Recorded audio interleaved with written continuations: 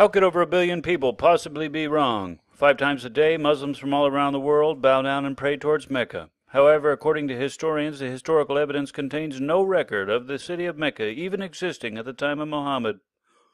Now, Muslims get very angry when confronted with this evidence. Extreme caution is advised. We will show you what the Muslims believe, why they believe it, and what historians actually say. So stay tuned as we present the Islam's clash with the historians.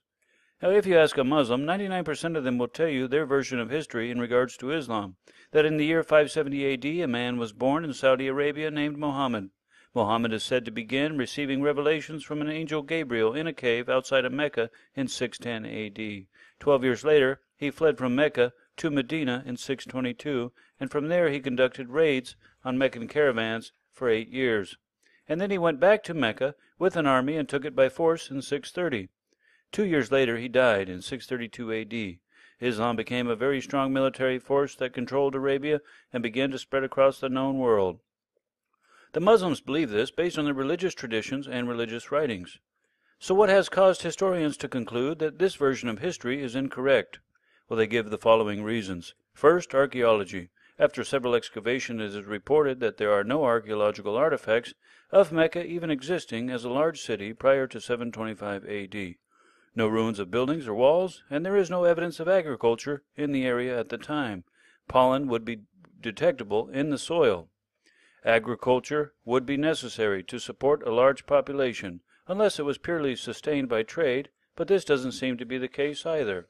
Second, they claim old maps do not contain the city of Mecca at or before the time of Muhammad.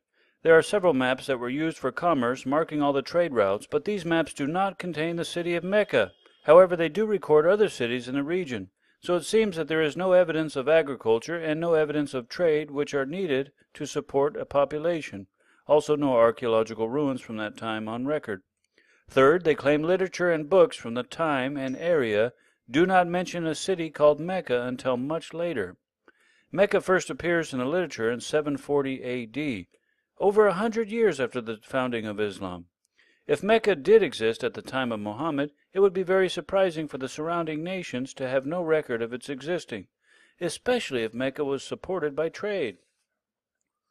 Fourth, they claim the descriptions of Mecca found in the holy books of Islam do not seem to match the current or past topography of the region.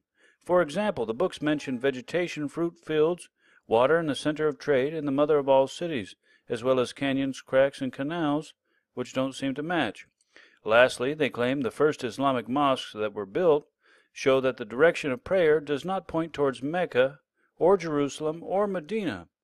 And according to archaeological research, the direction of prayer points towards southern Jordan, at a city known as Petra. For the first 100 years of Islam, all the mosques point towards Petra as the direction of prayer. Here is a list of the mosques that point towards Petra. You can get details about them on ArcNet and look at them at googleearth.com. Now, for more detailed information, see the well-made documentary titled The Sacred City by Dan Gibson, which claims that no imam or Islamic scholar has refuted or disputed the claims mentioned above. Thank you so much for watching, and have a great day.